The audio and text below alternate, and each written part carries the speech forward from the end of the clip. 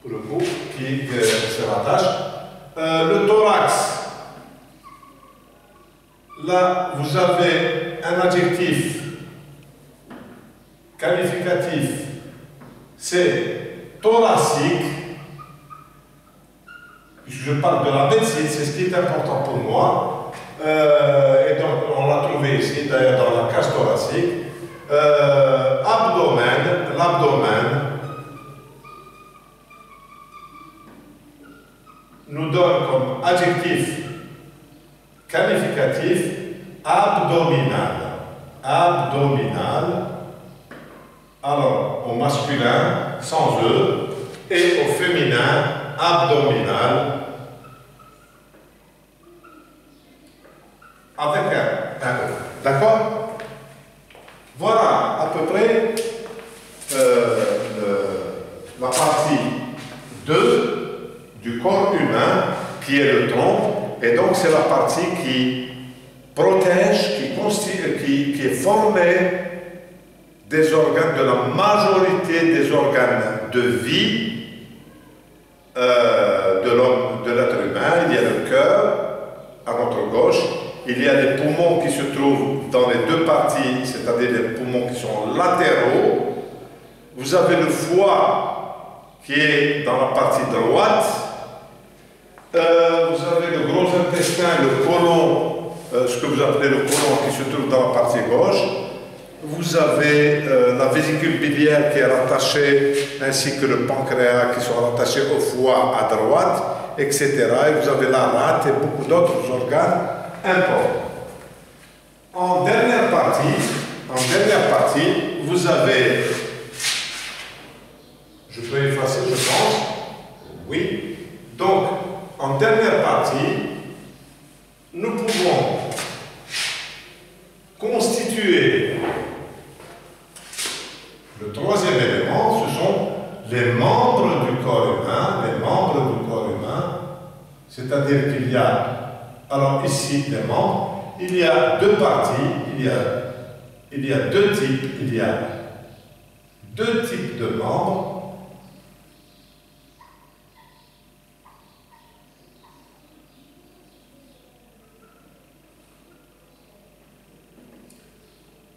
Petit 1, les membres antérieurs,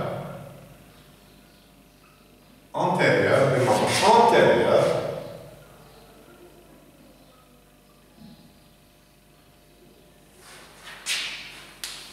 les membres antérieurs, l'adjectif antérieur, c'est en avant. Donc, il s'agit des membres que je vous montre ici communément. Ce sont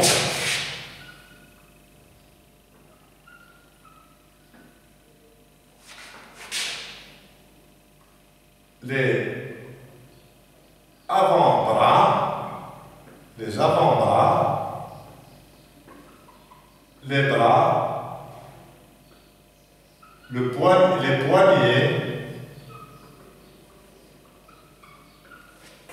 et les mains. Et regardez, j'ai mis tout ça au pluriel.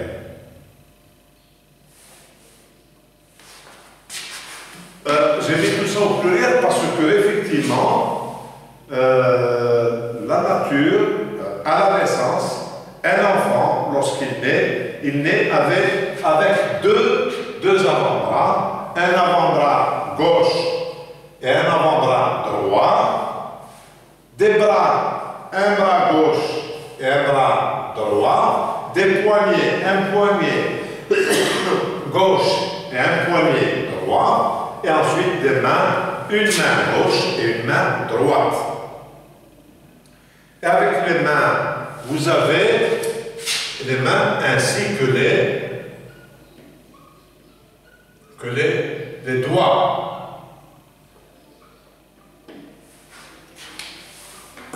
Les doigts qui sont là, que vous voyez ici, chaque main possède 5 doigts, naturellement, normalement. Chaque main possède naturellement 5 doigts. Vous avez par exemple, parce qu'en fait ces doigts, les doigts main, c'est-à-dire du membre antérieur, sont importants, puisqu'ils nous servent à beaucoup de choses. On leur a donné des noms. Celui-ci, que vous voyez là, le plus petit, qui est libre de ses mouvements par rapport aux autres doigts, on l'appelle le pouce. Celui-ci, que vous utilisez pour la prière, shahadatayn, etc., c'est l'index. Le troisième, on l'appelle le majeur. Le majeur. Le quatrième, on l'appelle l'annulaire. L'annulaire parce qu'il porte un anneau. C'est toujours dans le quatrième doigt, c'est toujours dans le quatrième doigt qu'on met un anneau. La bague, ce que vous appelez, vous, la bague ou bien un anneau. D'accord? Et le dernier doigt, il s'appelle auriculaire. Auriculaire. Pourquoi auriculaire? Parce qu'il nous rappelle un peu l'oreille. Effectivement, en général, pour se nettoyer l'oreille, on utilise toujours le petit doigt qui rentre dans l'auricule, c'est-à-dire dans l'orifice de l'oreille, C-U-R-A-I-R-E, et il rentre dans l'auricule de l'oreille, et c'est comme ça qu'on l'appelle auriculaire. Je répète, donc les doigts de la main sont au nombre de 5, d'une main sont au nombre de 5, le pouce, l'index, le majeur, l'annulaire et l'auriculaire. Et je vais vous les montrer, je vais vous les dessiner. Alors,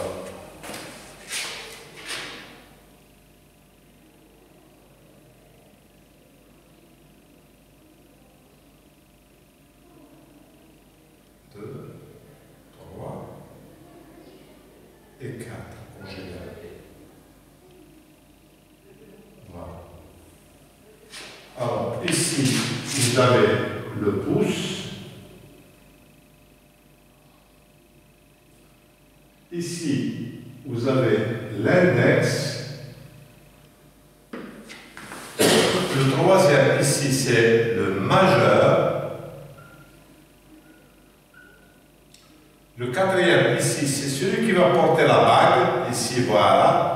On va l'appeler l'annulaire, parce qu'il va porter un anneau. Et annulaire, c'est adjectif. C'est un adjectif qualificatif qui vient du mot anneau, le khatam, la bague. Et le petit, ici, le dernier, l'auriculaire, c'est avec ce petit doigt que l'on se débouche un petit peu les oreilles. Voilà à peu près les membres antérieurs. Donc, je vais parler des membres antérieurs. Il y a, dans les membres antérieurs, il y a les avant-bras, les bras, le poignet et les mains ainsi que les doigts. D'accord? Donc, il y a deux types de membres antérieurs. Il y a les membres antérieurs gauche et les membres antérieurs droit. L'avant-bras gauche, le bras gauche, le poignet gauche, la main gauche, avec les doigts. L'avant-bras droit, le bras droit, le poignet droit et la main droite avec ses doigts. D'accord? Voilà, grosso modo, un petit peu les membres antérieurs. Ensuite, vous avez, bien sûr, il y a ceux d'en bas. Les membres antérieurs sont en haut, devant, et les membres postérieurs, ils sont en bas. Donc, petit 2, les membres postérieurs.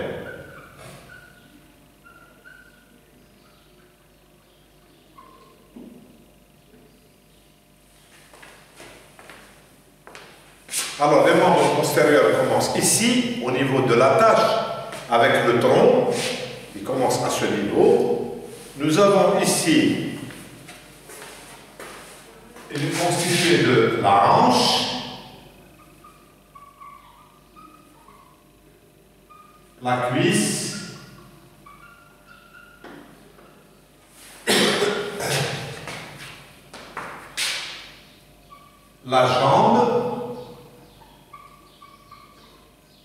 Et vous avez en bas, tout à fait en bas, celui qui supporte le poids, c'est le pied.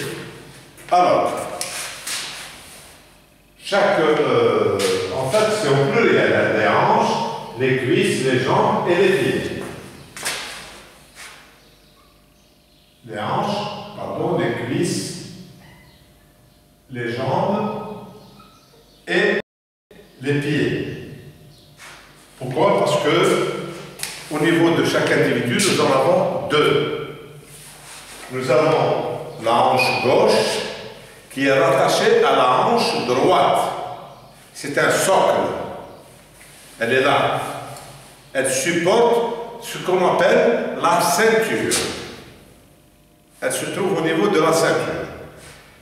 À partir, elle est ronde, elle supporte le tronc. D'accord? Alors ensuite, la cuisse, elle, se trouve tout à ce niveau.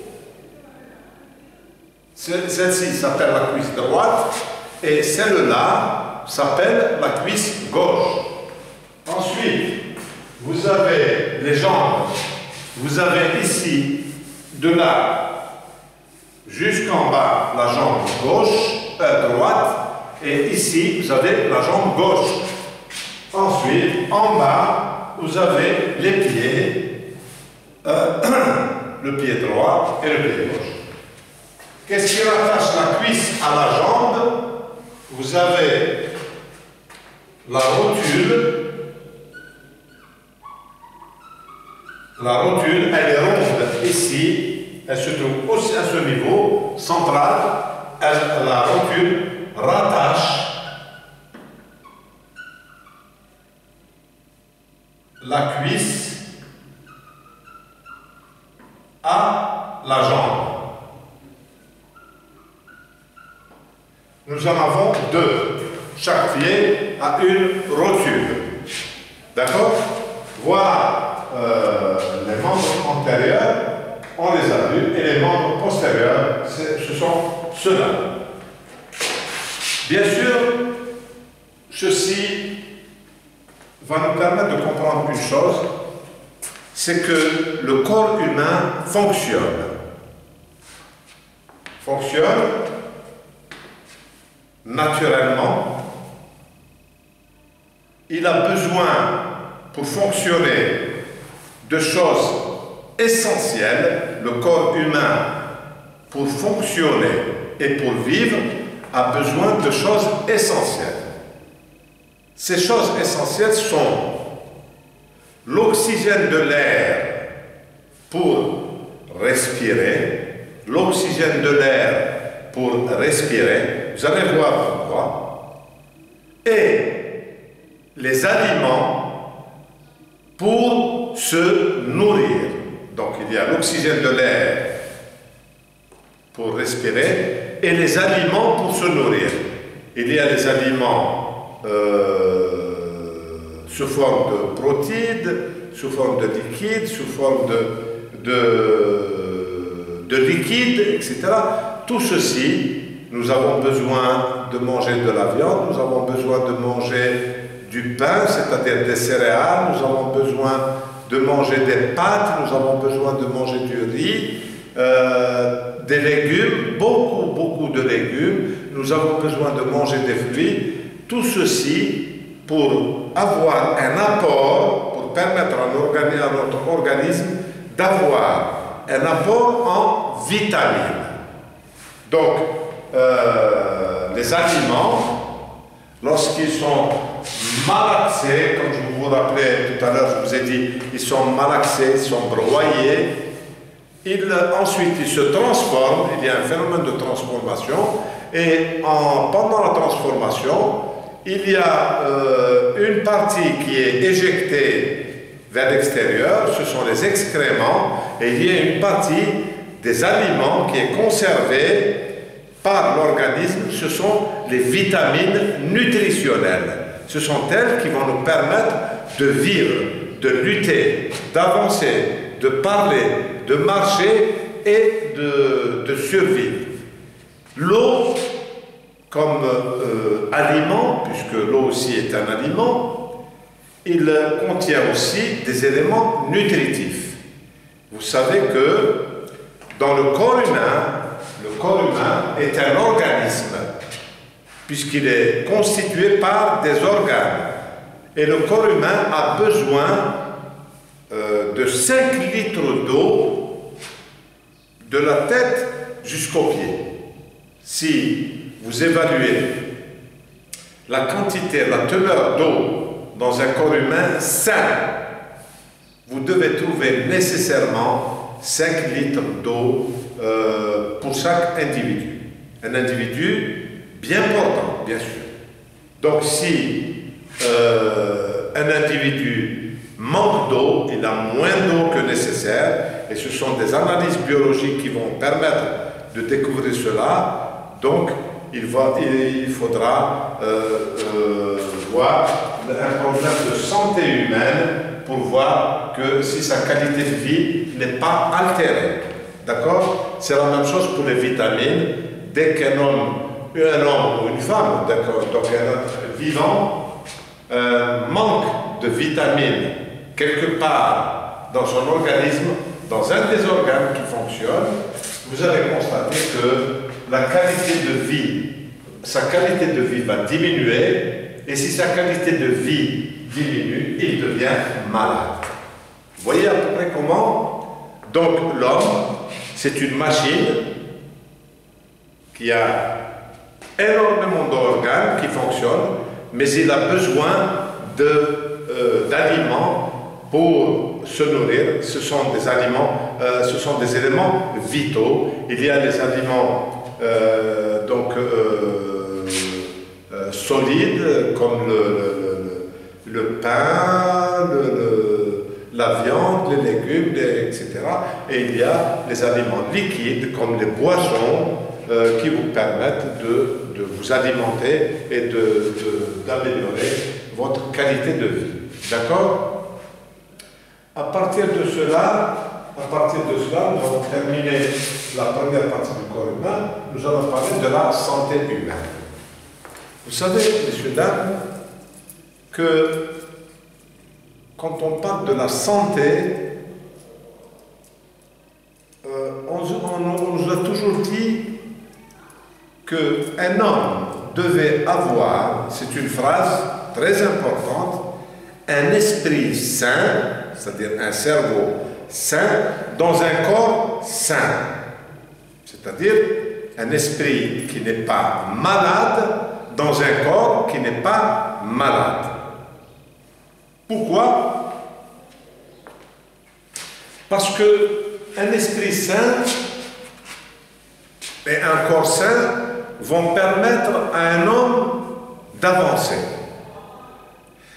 Ils vont permettre à un homme, ou à une femme bien sûr, de travailler, de se nourrir. Ils vont permettre à un homme aussi de se vêtir, parce que l'homme a besoin, l'homme est nu. Lorsqu'il naît, à la naissance, il n'a pas, comme les oiseaux, des plumes, du duvet pour se protéger contre le froid, contre la pluie, contre les intempéries. L'homme est nu, donc il doit protéger son corps contre 2 éléments de la nature, le chaud, la chaleur, en été.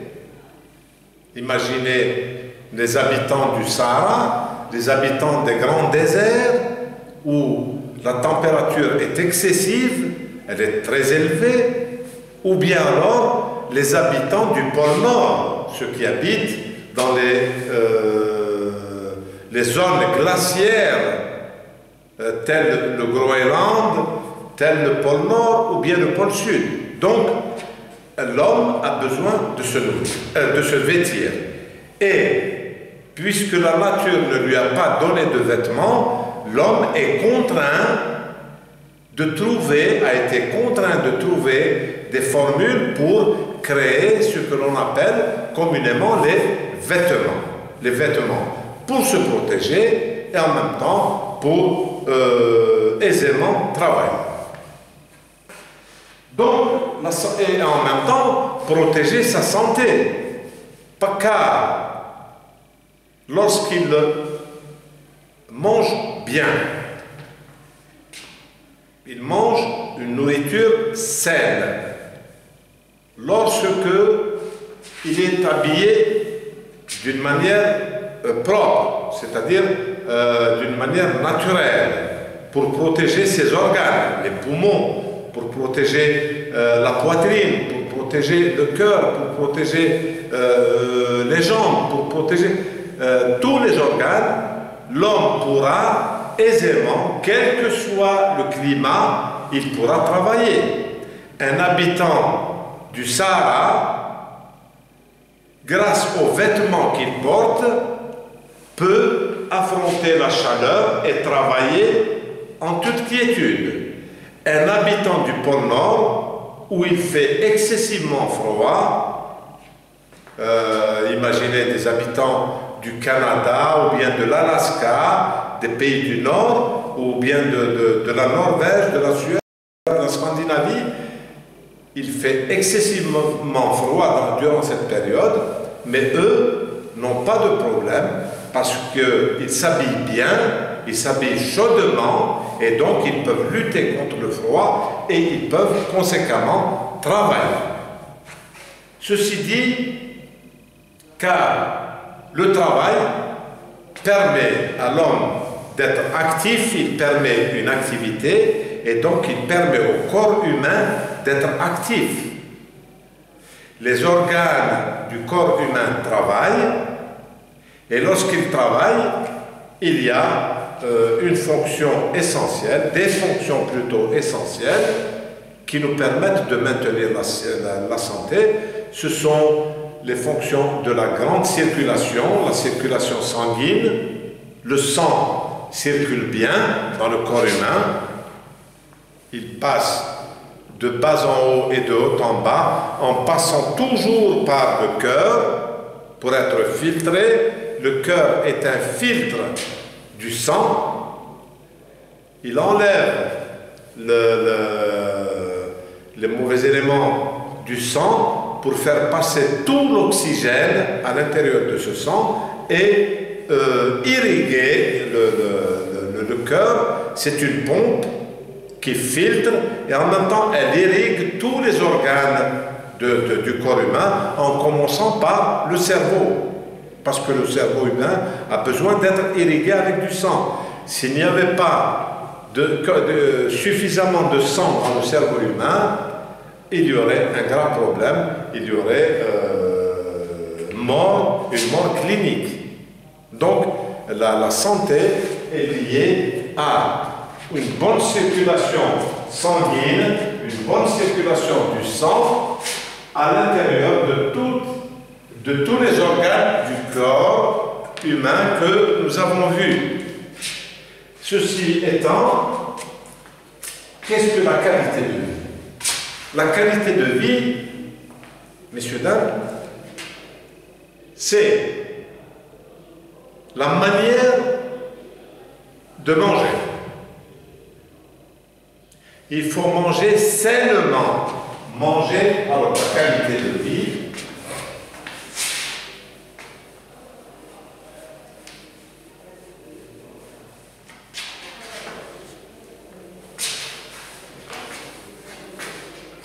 on revient au plan 2, donc la santé humaine.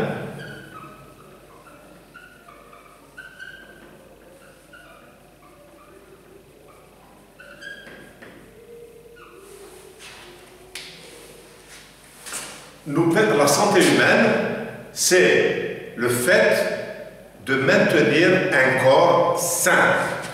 La santé humaine, c'est le fait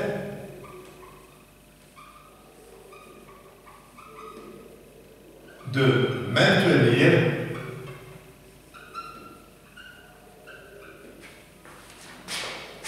un corps sain. Voilà ce qui est important, un corps sain.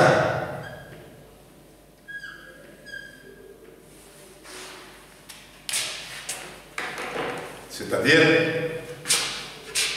avoir des poumons qui respirent bien, avoir des yeux qui voient bien, avoir une voix qui porte, avoir des oreilles qui entendent bien, avoir des mains qui serrent bien, qui ont la force suffisante, avoir des bras, comme on dit, des bras vigoureux, c'est-à-dire des bras qui peuvent soulever des choses, avoir des muscles, parce qu'il y a aussi des muscles qui sont suffisamment bien développés pour pouvoir supporter. Lorsque vous transportez votre cartable, vous ne dites pas « Ah, ouf, je suis fatigué ». Non, il faut que le corps supporte, pendant un certain temps bien sûr, des charges qu'il puisse transporter.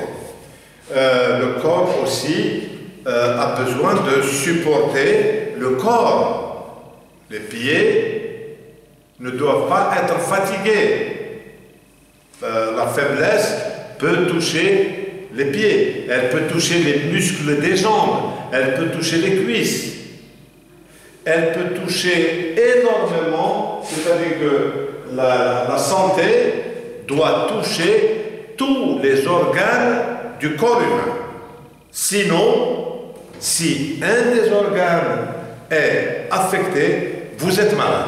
Oui, malade.